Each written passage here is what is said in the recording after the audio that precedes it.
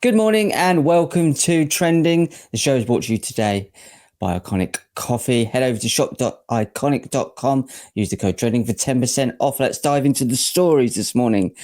CDC issued travel health notice for mosquito-borne, I'm going to butcher this one, chikungunya virus in China. I always give it a name you can't pronounce other than COVID-19. So let's be afraid, fear-mongering again. The mosquitoes are out now. I wonder which maniac billionaire was messing around with mosquitoes a while back. So health officials are warning travellers about a painful mosquito-borne virus. On Friday, the CDC, very trustworthy, issued a travel warning about a virus outbreak in southern China. So China again. As soon as you hear it, you think, oh my God, here it comes. We're all going to go lockdown, face mask, mental again, aren't we? ABC News in San Francisco spoke with 3 different specialists about the disease. Dr. Jeffrey Silvers is Sutter's Health Medical Director for Pharmacy and Infection Control. He says, it's very unpleasant virus if you get it. Aren't they all? It causes severe pain. Most people survive it, which is good. It usually happens within 3 to 7 days after a person has been bitten by that mosquito, or a Bill Gates sent out mRNA mosquito. Dr. Silver says, the disease is spread by infected mosquitoes, mainly Aedes aegypti or aegypti. Never easy, is it? Call it Colin. Most mosquitoes prefer biting at dusk and dawn, like vampires, isn't it? This one doesn't have a preference. It's very happy to bite you any time of the day, Dr. Silver said. He sounds trustworthy, isn't he? Dr. John Schwartzberg, clinical professor emeritus at UC Berkeley School of Public Health, said it's not a new disease. It's been around for ages. It's been around for many, many decades, or at least we've recognized it for many, many decades, he said. He said cases have been reported in the Caribbean, Mexico, Central and Southern America, around Bill Gates' house as well.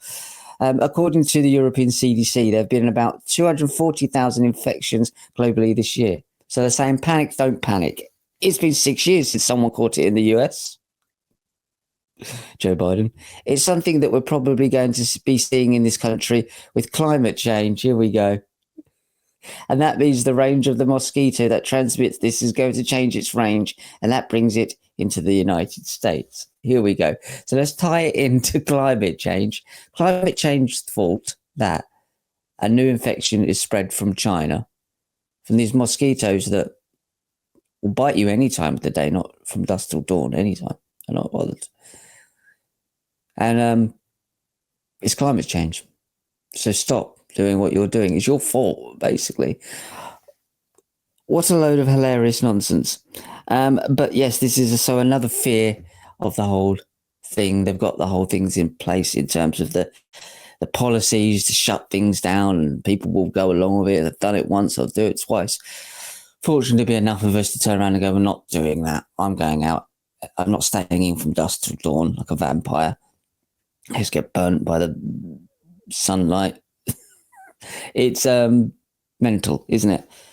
But a little bit funny. A couple of years ago, Aedes aegypti were detected in Santa Clara country, so they've already come over to the US. Dr. Taylor Kelly works with the Vector Control District in the Surveillance Division.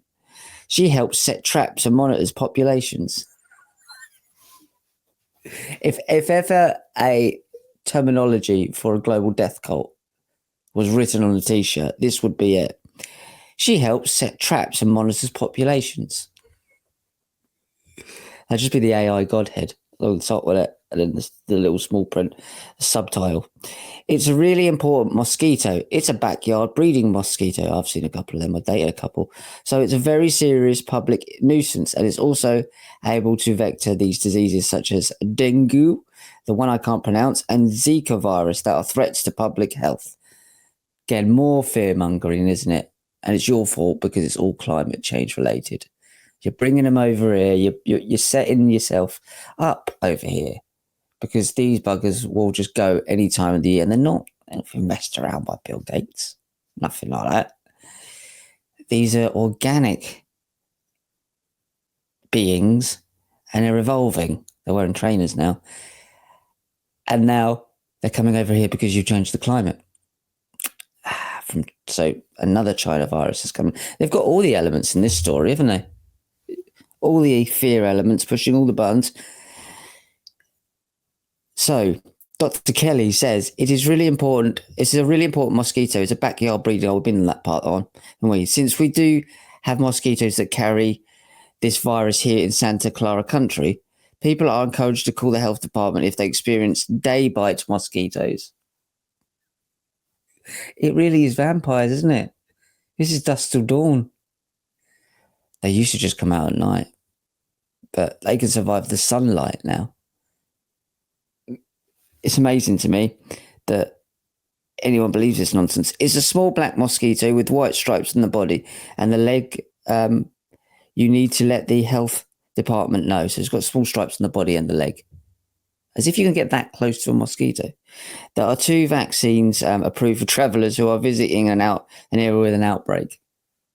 I bet they are. And the WHO probably recommends them. Moving on, although that was fun, this one obviously is a bit more serious, but also just as absurd. 3 charged with showing support for Palestinian Action. Now we know that these lunatics in government have declared them a terrorist organisation for daring to spray paint some planes that were going over to be used by a terrorist organisation, the IDF, to kill people and children in the Gaza Strip at the excuse of fighting another terrorist organisation, Hamas, which the IDF and the top level of the Israeli government propped up to put in there as a proxy army. Can you see what's happening here? I mean, this has been openly talked about as well. Not in the mainstream media, obviously. 2 women and a man were arrested in Westminster following a protest in central London on the 5th of July. What were they doing? Was setting fire to everything, were they? 3 people have been charged with showing support for Palestine Action after the group was banned as a terrorist organisation, which is not. You can put the label on it all you want. That's not a terrorist organisation. 2 women and a man were arrested in Westminster following a protest in central London. Jeremy Shipman, 71, and Judith Murray, also 71. 71-year-olds. I doubt it. They were on the throwing Molotov cocktails at the police, were they? Of Surrey, and Fiona McLean, 53, of Hackney in London, were charged with displaying an article in a public place. That's supporting a terrorist organisation that spray paints planes as a protest against a real terrorist organisation. We are living in inside-out satanic world now, aren't we? And we're always going to. This is the point. Everything is inside out now. Arousing reasonable suspicion, they are supporter of a proscribed organisation. Yes, by the terrorist organisation of the government at the top level have labelled these guys a terrorist organisation. You wouldn't go to Jack the Ripper and say, can you help me out with these murders? Would you? He might lie to you. Not a trustworthy person. Under Section 13 of the Terrorism Act, the trio are due to appear in Westminster Magistrate Court on 16th of December. The charges come ahead of a planned protest in support of the group on Saturday, exactly. So it's a whole kind of news-related nonsense, isn't it? This is ridiculous. It's absurd. Obviously, I don't have to tell people watching the show that. You know that. In Parliament Square in London, which organisers expect more than 500 people will attend, I think it'll be more than that. Defend Our Juries, which is an organisation that, Defend Our Juries, which is organising the demonstration, said protesters will continue until a High Court challenge over Palestine Action is banned in November. So, you can ban it all you like, but people are going to protest. That's the point. I don't think you understand what the protest is. They're not worried about the law. They are protesting against the law. Commander Dominic Murphy, head of the Met's counter-terrorism command team. Wasn't Murphy the guy that became Robocop? Anyone who displays a public support for Palestine Action, a prescribed organisation, is committing an offence under the Terrorism Act. What's an idiot?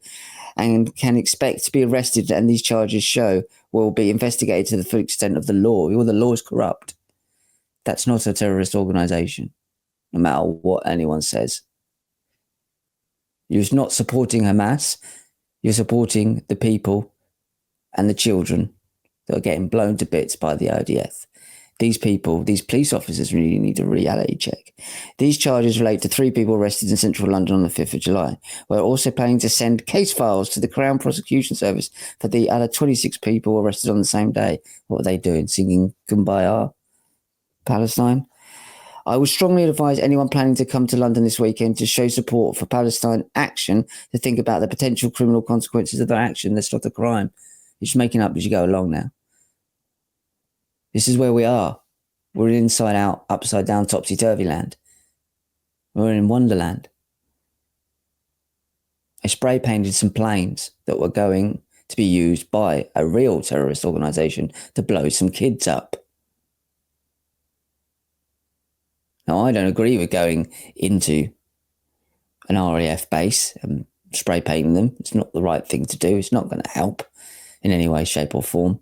And they have dubious, from what I know, funding streams, Palestine Action. So that may be deeper than I know. But on the surface, that's absurd, holding up a banner. You're not supporting Palestine Action, really. What you're doing is supporting the children and the women and the men that are being murdered and genocided in Palestine for a messianic agenda that maybe these police officers have no idea about. But how they don't, and we do, is another question. It's absurd, and this is the strange world that we live in right now. But don't worry, OpenAI and AI, Sam Altman's on the way. The guy that's paid tens of thousands to have his brain frozen by cryonics when he dies so he can come back 300 years later. OpenAI releases GPT-5, a potential barometer for whether artificial intelligence hype is justified. Now, why this is important is not just because they're rolling out the artificial intelligence agenda, but because of what it claims to prove. OpenAI has released the 5th generation of artificial intelligence. You know how they use generation as well, as if they're a lineage, a real living thing. Technology that powers ChatGPT, a product update that's been closely watched as a measure of whether generative AI is advancing rapidly or hitting a plateau. GPT-5 arrives more than 2 years after the March 2023 release of GPT-4, bookending a period of intense commercial investment, hype and worry over AI's capabilities. In anticipation, rival Anthropic released the latest version of its own chatbot, Claude, earlier in this week. This all coming together. This is not, again, we've said it before on this show, this is not an AI race. This is a collaboration sold to you as a competition. Now, this is the important wording. Expectations are high for the newest version of OpenAI's flagship model because the San Francisco company has long positioned its technical advancements as a path towards artificial general intelligence, or AGI, a technology that is supposed to surpass humans at economically valuable work. Economically valuable work. That's your job gone. If it costs more for them to get the job done than it does, they can make money from it, then it's not economically valuable. So the actual economy, because who's going to buy those things? Well, the military industrial complex to watch you and surveil you so you're doing everything you're told via the 7 Noahide laws. And all that data goes into your universal basic income. We know what's coming. We've been warned about it for decades now. People like David, Max Egan, Jordan Maxwell, many others that are really warning about this.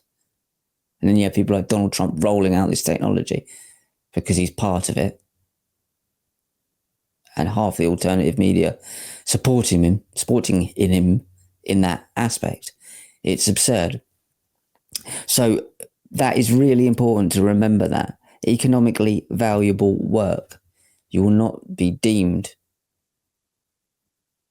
valuable enough to the system, beast system, to have a job. It would be easier to do it robotically or have AI take that role. And you will be a servant of the beast system, which is a compliance score and a compliance system. It's a prison system. So they're working towards that. And the sad thing is that the people, human people, are helping to actually build this stuff, test this stuff out, and roll this stuff out. And most of them won't have a clue of where this is going. They're probably in their gut thinking, this isn't good, is it? I might not have a job eventually. Well, stop it then. Stop building it then. Refuse to do it. We don't have to go through this divergence point. And the divergence point is where humanity, in a way, splits off into two different ends. And the transhumanists will have you believe that the real divergence point is human enhancement, HE, versus human plus, which is in the cloud, immortal, live forever, super intelligence. Human enhancement is stuff like Elon Musk is selling you, as David Icke says. It's the soft sell. But that's not really the divergence. You're already down that pathway once you go into human enhancement. They all lead to this. Those two, human enhancement and human plus, they lead to the same castle at the end. It's not a pretty one. The divergence point we're really at the moment is almost Brave New World-esque. We're at a point where those who want to stay true humans, as much as stuff's been sprayed from the sky and we can, will need to fork off from those who want to go down this artificial path, artificial intelligence path. And that doesn't mean boycotting technology, but there'll have to be two societies. And you can see that in the Brave New World or Logan's Run, where he can't get out of the actual city that they've built, like the Neom city in Saudi Arabia. The line will have to live outside the system because it's quite clear that some people want to go that way. It's having the choice, that's the issue that we're fighting for. We shouldn't be dragged down that artificial intelligence road where we will become servants to the system because it's not economically viable for us to do jobs. So the last one today, and this goes off the back end of that, police raid passport photo data in historic breach of privacy. So not only are they using their own internal database system to find out who these people are, and they'll say football hooligans like we covered before, and they'll just go outside that, obviously. But now they're using passport photo database. They're going outside their own system. So it used to be every police system was sovereign on its own. And then they became connected. My brother-in-law works for a company that connected these police systems. And I think that's a good thing. I don't think there's anything wrong with that. But now they're going outside of their own database. So you haven't got a criminal record. You're not on their watch list. You haven't entered their system. And they're going to use facial recognition to trial their own system, obviously. So what they want to do now, and they are doing now, is going outside their own system and into your private data they'll be using. And we know this, Facebook, social media, to match to facial recognition. We know they're doing this already. They just want to do it out in the open. So this one is kind of not a shock, but for them to come out and say and tell us what they're doing, that's the issue, the brazen issue, because people will accept it. Police raid passport photo database in historic breach of privacy. Campaigners criticise Orwellian use of facial recognition technology. Police have conducted hundreds of facial recognition searches on Britain's passport photo database in a historic breach of the right to privacy. I mean, we're there already, aren't we? We've just spoken about AI and technology. becoming this beast overall looking system, and now they're raiding your passport photos, even though you've done nothing wrong. You're suspected of doing something wrong. We know that they use social media anyway, but for them to blatantly do it is another step forward for people just accepting it. And what they're slowly doing is pushing the boundaries of what you'll accept, the Overton window, forward and more forward and more forward, till you accept that you grow up in a world where, of course, you're watched all the time. Of course, you have to explain everything you're doing. Of course, you have to watch what you're doing all the time. Palestine Action spray painted some planes. Now they're terrorists. How dare they stand up? And I don't agree with the method that they've done it, but how dare this group stand up and call out terrorism? And then they become terrorists themselves. This is becoming very, very blatant and absurd. And you won't have freedom to do any of this stuff. And this is the entering Logan's Run. I don't have a problem, personally, with people wanting to enter this weird, dark, Orwellian Black Mirror system and going through the looking glass. That's what they want to do. But leave me out of it. We need to have a choice. They can have their own little world and we'll have something that we've got already here. But they need to split off, not push us to the side. That's what you want to do. Go into your smart cities and all connect together through that. But don't drag the rest of us down with you. That's what we're fighting for. And it's coming very, very fast. We live in a world where everything's inside out and upside down. So today's show has been brought to you in association with Iconic Coffee. Head over to shop.iconic.com and use the code trending for 10% off. And the boys will be back with you on Monday morning. Have a lovely weekend and we'll see you soon. Take care. Goodbye.